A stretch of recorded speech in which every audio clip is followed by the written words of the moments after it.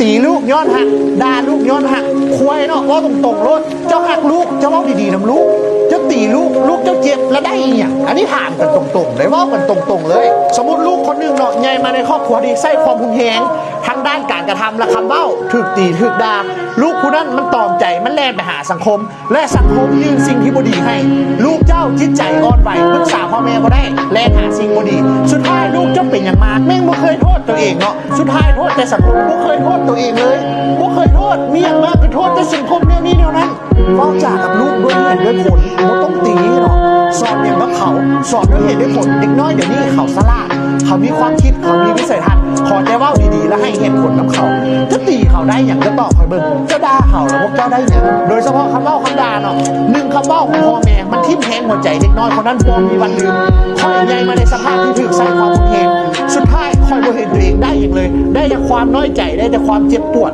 มันไม่ได้มีอย่างดีทั้งนั้นคอยอยากเป็นก็บอกเสียงว่าเลิกแล้วเลิกเลยการตีการด่าไม่ได้ช่วยลูกเจ้าดีขึ้นเจ้าเห็นลูกคนอื่นได้ดีเจ้าว่าโอ้ยอยากเห็นลูกตัวเองแนวนี้แนวนั้นอยากได้คือเขาเนี่ยแต่เจ้าไม่เคยสอนลูกดีๆเจ้ามีแต่ตีมีแต่ด่าแล้วลูกเจ้าจะได้ดีหรอเจ้าเป็นเมียพยานที่ดีให้ลูกก่อนบอกจ่ามันม่วนการกระทำเนี่ยมันมีคุณภาพเห็นสิ่งที่ถูกต้องกับลูกตัวเองเมื่อลูกเจ้าได้รับการศึกษาที่ถูกต้องลูกเจ้าก็จะกลายเป็นประชากรคุณภาพและเมื่อลูกเจ้าเติบใหญ่เป็นพ่อเป็นแม่คนเขาจะเห็นในสิ่งที่ถูกต้องสมมติเจ้าตีนะลูกด่าลูกมือหนึ่งเจ้ามีหลานมาเป็นลูกของลูกเจ้า